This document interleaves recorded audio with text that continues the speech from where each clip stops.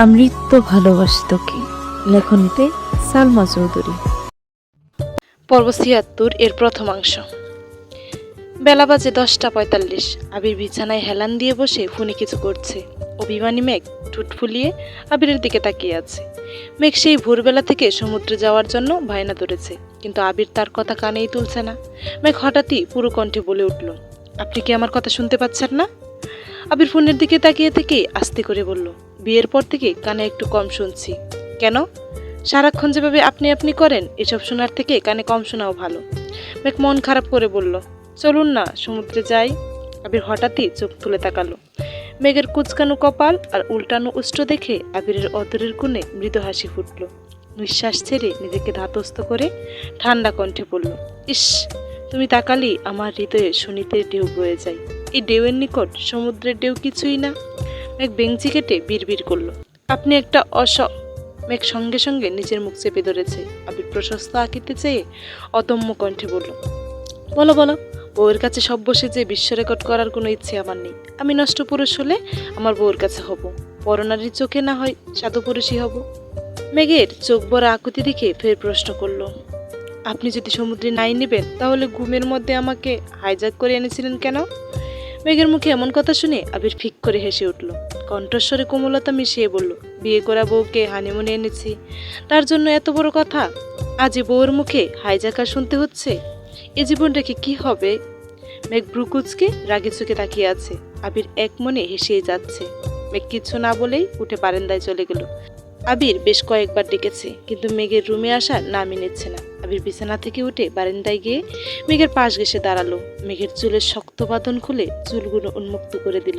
মেঘের সুদীর্ঘ কেশ রাশি বাতাসে এলোমেলোভাবে উঠছে। মেঘ চোখ মুখ ঘুরিয়ে আবির দিকে তাকিয়ে কিছু বলল না।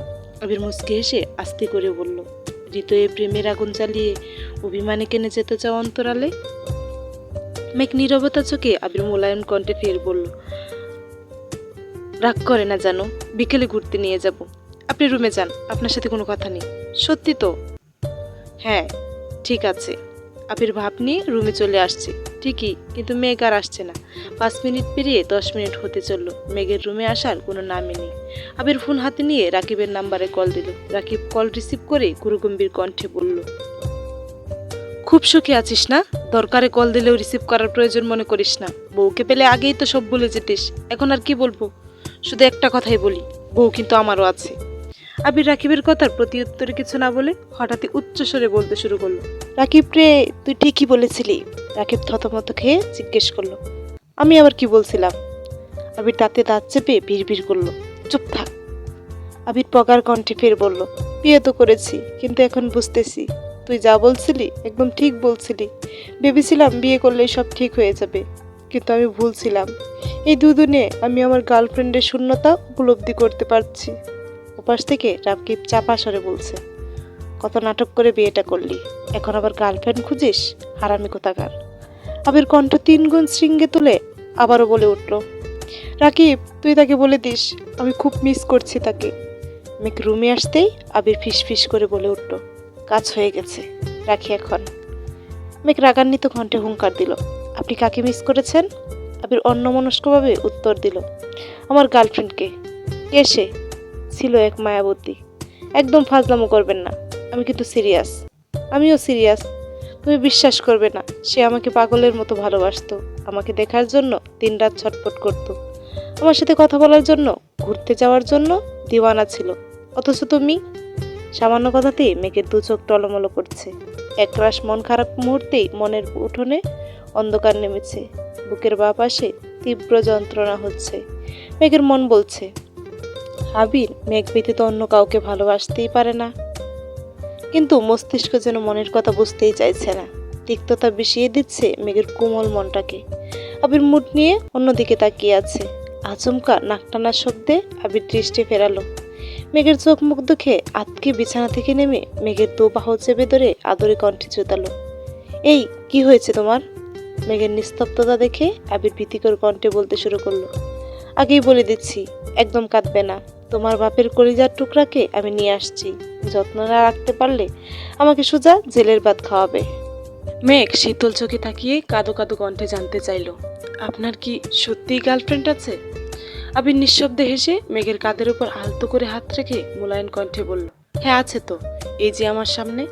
আগে আবিরের নাম শুনলে যার বুকে তোলপাড় চলতো, আবিরকে দেখার জন্য রাতের পর রাত ব্যালকানিতে অপেক্ষা করত, না খেয়ে বসে থাকতো, সময় অসময়ে আবিরকে দেখার জন্য কারণ ছাড়াই আশেপাশে ঘুরঘুর করত, অভিমানে গাল ফোলাতো, সেই অভিমান ভুলে আবারও আবিরের প্রণয়ে আসক্ত হতো।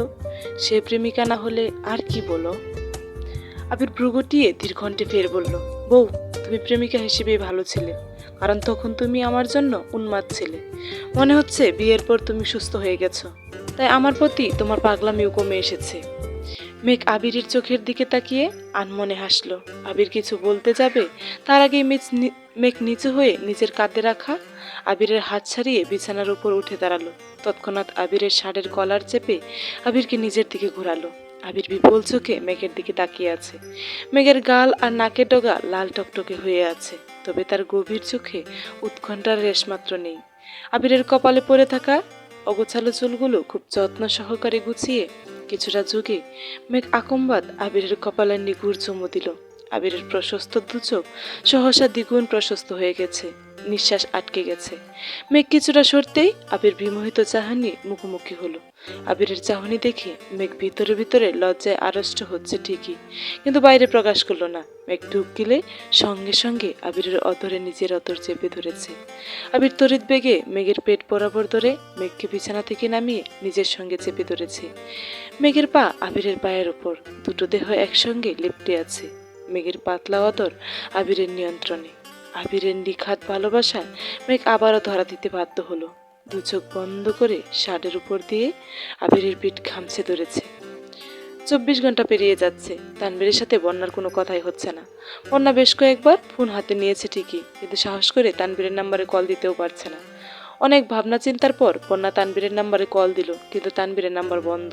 বন্যা ব্রুকুচকে নাম্বারটা চেক করে আবারও কল দিল। তানবীরের নাম্বার বন্ধ পেয়ে বন্যার বুক কাঁপছে, ঘন ঘন নিঃশ্বাস ফেলছে। চোখের সামনে আয়েশার থাপ্পড়ের ঘটনা বারবার মনে পড়ছে। বন্যা কপাল চাপড়ে রাজবাড়ি কণ্ঠে বলল, সব সময় রাগ নিয়ন্ত্রণে রাখতে পারিস, তাহলে কাল কেন পারলি না বন্যা? ওনাকে কিছু না বললে কি হচ্ছিল না তোর? তানবীর ফেসবুক হোয়াটসঅ্যাপ কোথাও অ্যাক্টিভ নেই। বয়ে বন্যার হাত পা ঠান্ডা হয়ে আসছে।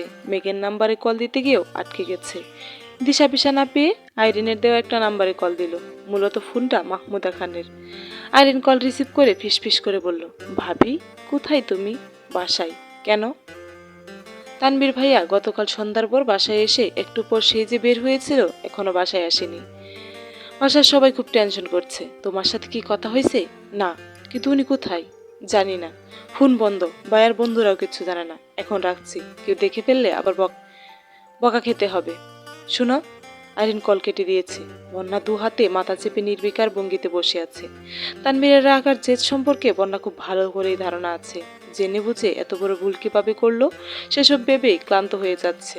বন্যার চিৎকার করে কাঁদতে ইচ্ছে করছে, কিন্তু সেটাও পারছে না, কারণ বাসায় কেউ টের পেলে সে নিয়ে অশান্তি সৃষ্টি হবে। খানবাড়িতে তুলকালাম কাণ্ড চলছে। তানবীরের কি হয়েছে সেটা জানতে সবাই উঠে পড়ে লেগেছে, কিন্তু কেউ কিচ্ছু বলতে পারছে না। এক পর্যায়ে আলী আহমদ খান আবিরের নাম্বারে কল দিল। মেঘ তখন ওয়াশরুমে। আবির কল রিসিভ করে বারান্দায় চলে গেছে। আলী আহমদ খান গম্ভীর গলায় বললেন, তোমার ভাইয়ের কি হয়েছে?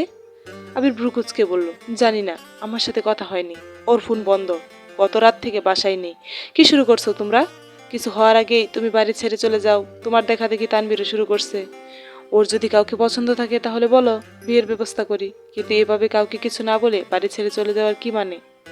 আবির ঢুক গিলে শান্ত কণ্ঠে বলল, তেমন সিরিয়াস কিছু তো আমি জানি না। এখানে আসার পর ওর সাথে কোনো রকম কথা হয়নি। আমার ওর সাথে কথা বলতে হবে। ঠিক আছে, দেখো কোনোভাবে যোগাযোগ করতে পারো কিনা। আর যাই হোক, পছন্দ থাকলে আগে ভাগেই জানিও। জি আব্বু। আলী আহমদ খান ফির বললেন, খোঁজ নিও, তোমার মতো আবার গোপনে বিয়ে করে ফেলছে কিনা। আবির উদ্বিগ্ন কণ্ঠে প্রশ্ন করল, মানে? এখন আর মানে করতে হবে না। তুমি যে আরো 3 বছর আগে কাবিনের কাজ সেরে ফেলছ, এটা আমি খুব ভালোভাবেই জানি। শুধু আমি না, এখন বাসার সবাই জানে। আপনাকে কে বলছে? কে আবার বলবে? তোমার প্রাণপ্রিয় ভাই তানবীর। তোমার বিয়েতে আমি যেন কোনো প্রকার বাধা সৃষ্টি করতে না পারি, তার জন্য আমার পায়ে ধরা শুধু বাকি রেখেছে। আমি মানছিলাম না বলে এক পর্যায়ে নিজের গাড়ে তোমার বিয়ের সব দায় নিয়ে বহুবার রিকোয়েস্ট করে আমাকে রাজি করিয়েছে।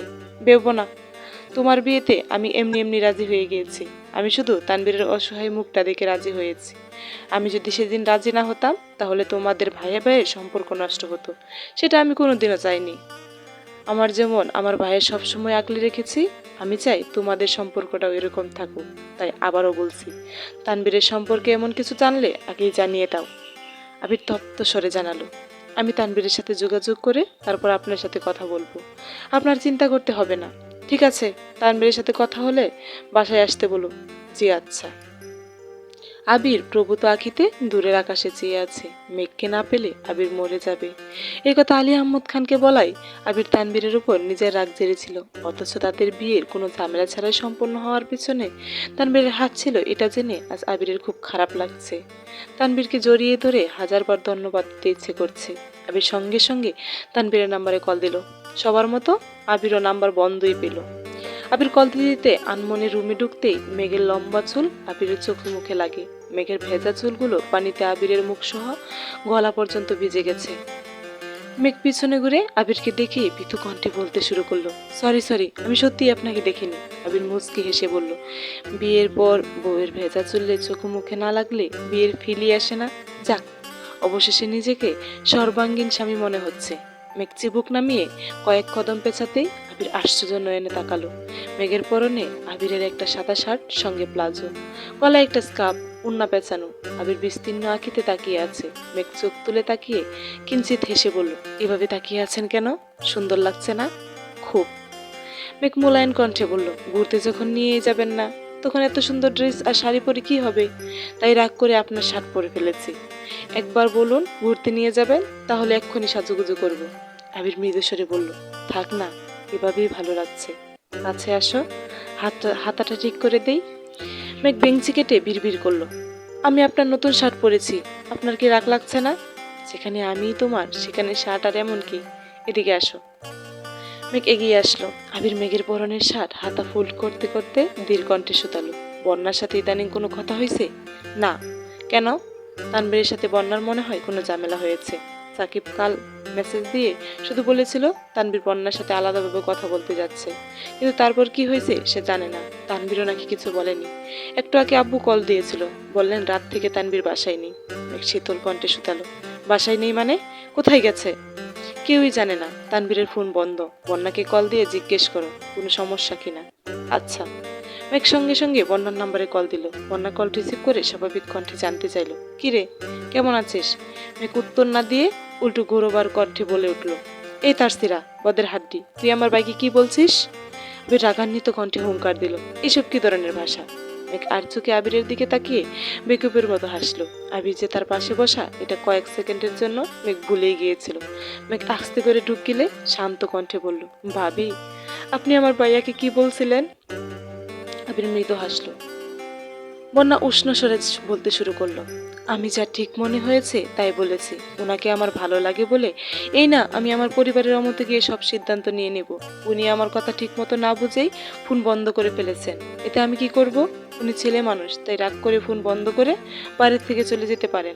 আর আমি মেয়ে, সেসব মেয়ে বলেই কিচ্ছুই করতে পারছি না। তুই তোর ভাইয়ের পক্ষ নিয়ে আমাকে বলতে আসছিস। আজ আমার পক্ষে কেউ নেই বলে তোদের কিছু বলতে পারে না। দিন শেষে তোদেরই সব আছে, আমি আর আমাদের কিচ্ছু নেই। বন্যা কথা শেষ করে সঙ্গে সঙ্গে কল কেটে দিয়েছে। মেঘ আবিরের দিকে অসহায় মুখ করে কিছুক্ষণ তাকিয়ে থেকে ফোন রেখে দুহাতে আবিরের হাত আঁকড়ে ধরে মাথা হেলিয়ে দিয়ে আস্তে করে বলল, বন্যা পাগল হয়ে গেছে। এখন তোমার কি হয়েছে? ওদের চিন্তায় আমার মাথা ঘুরছে। আবির কিছু না বলেই আসিফের নাম্বারে কল দিল। রিসিভ করতেই আবির একদমে বলতে শুরু করলো, ভাইয়া আমি তোমাদের বিয়ে হানিমুন আটকিয়েছিলাম, তার জন্য আন্তরিকভাবে দুঃখিত। আমার পক্ষ থেকে তোমাদের জন্য স্পেশাল অফার, আগামীকাল থেকে 3 দিন আমার পক্ষ থেকে তোমাদের হানিমুন অফার। আরিফ, আসিফ, তানবীর, আইরিন, মিম সবাইকে নিয়ে আসবে। 2-1 স্পেশাল গেস্ট আছে, তাদেরকেও নিয়ে আসবে। বুঝতে পেরেছ? আসিফ রাজবাড়ি কণ্ঠে বলল, এটা কাপল হানিমুন অফার ছিল নাকি ফ্যামিলি প্যাকেজ ছিল ভাই? আসবেই যখন একা আসবে কেন? এই সুযোগে সবার ইচ্ছে পূরণ হয়ে যাবে। তোমাদের দায়িত্ব শুধু ওদের নিয়ে আসা, তারপর তোমাদের মুক্তি। তানবীরকে কোথায় পাবো? ওর ফোন তো বন্ধ। সেসব আমি দেখছি, তুমি কাল সবাইকে নিয়ে আসবে, এটাই ফাইনাল। আচ্ছা, চলবে।